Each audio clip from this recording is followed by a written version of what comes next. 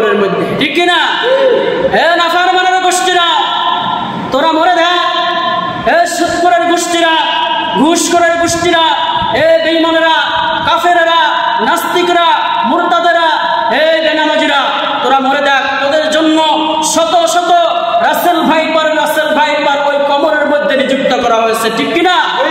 বাংলাদেশের সবচাইতে বর্তমানে আলোচিত একটা বিষয়, সেটা হচ্ছে রাসেল ভাইপার।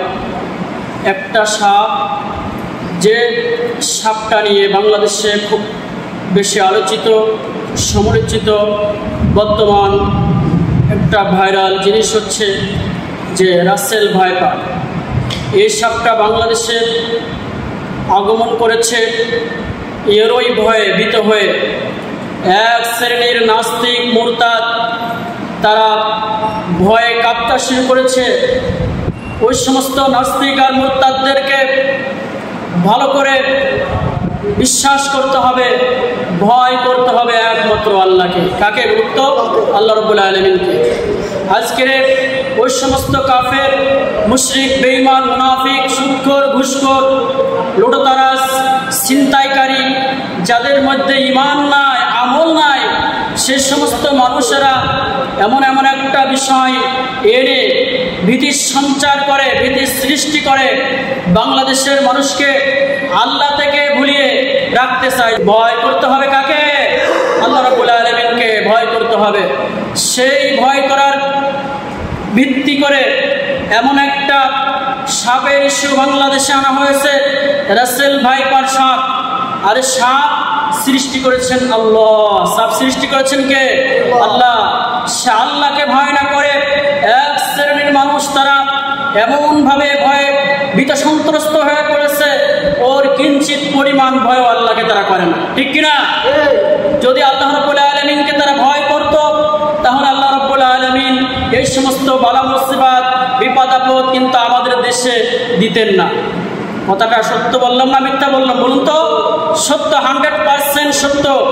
যেই মহান রব্বুল আলামিন তিনি সমস্ত মাখলুকাত সৃষ্টি করেছেন, এই মাখলুকগুলো, এই সৃষ্টিগুলো হুকুম মানে আল্লাহ। কার হুকুম?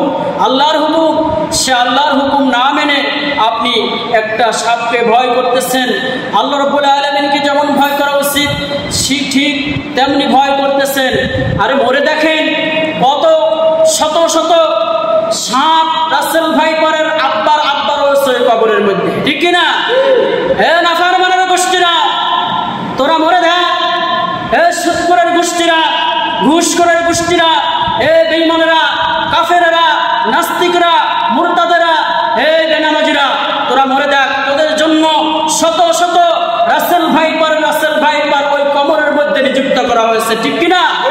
আজকে তোরা এই সাপের দোহাই দিয়ে সাপকে ভয় করছিস। আমাকে যেমন ভয় করা উচিত তেমন করে তোরা ভয় করছিস না। তোরা এমন একটা প্রাণীকে ভয় করছিস। তোরা সকলেই মিলে আমার ইবাদত কর, আমি আল্লাহ রাব্বুল আলামিন তোদের সকল ভয়কে কাটিয়ে দেবো। জোরে বল আল্লাহু আকবার।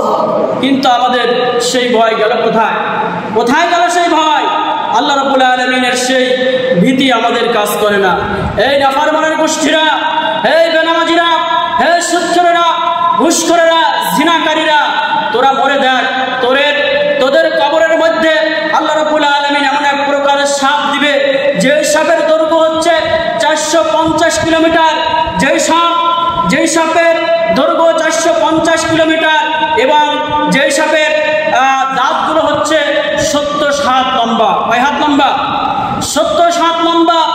এই সাপে যদি তোদেরকে একবার দংশন করে, এই সাপ একবার দংশন করলে 70 হাত মাটির তলে তোদের দেহটা চলে যাবে। জোরে বলে আল্লাহু আকবার। আল্লাহ রাব্বুল আলামিনের বাহিনী শক্তিশালী, কম না বেশি? জোরে কথা বলুন, কম না বেশি? সে আল্লাহ রাব্বুল আলামিনের বাহিনী রয়েছে মাটির নিচে।